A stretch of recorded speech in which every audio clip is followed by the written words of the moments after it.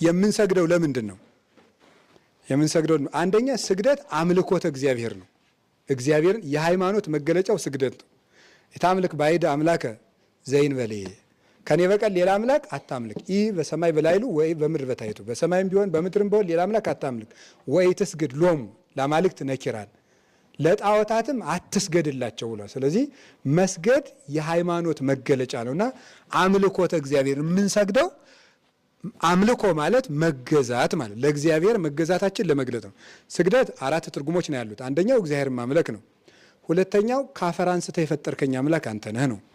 ሶስተኛው የምንሰግድበት ምክንያት ምንድን ነው? በኃጢአት ብሰነካከል በንስሐ የምታነሳኝ፣ ሙቼ ስፈርስ ስበሰብስ በትንሣኤ የምታነሳኝ አንተ ነህ ነው።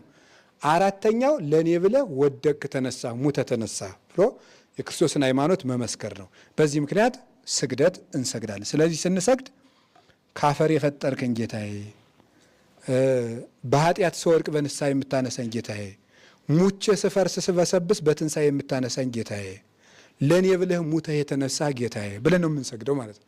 ይህን ስናደርግ እግዚአብሔር በምሕረት ዓይኑ ይመለከተናል ማለት ነው። አረ ስግዱ ሲባል ቁጭ ቦላይ ብሉ ቁጭ ስገዱ ቋንቋው ምንድን አይሰማም እንዴ? ምንድን ነው የሚለው? ቁጭ በሉ የሚል የለም። ቁጭ በሉ የሚል በፍጹም የለም። ስገዱ ነው። ስለዚህ ቁጭ ማለት አይቻልም፣ መስገድ ነው። ትልቅ ሰው ቢሆን ሊቀ ማእምራን ቢሆን ሊቀ ቀዳህያን ቢሆን ሊቀ ሰራያን ቢሆን በቃ ሊቀ ምን ማንም ሊቀ ቢሆን ስገድ ከተባልክ ስገድ። ቁጭ በል የሚል የለም። ስገድ ነው።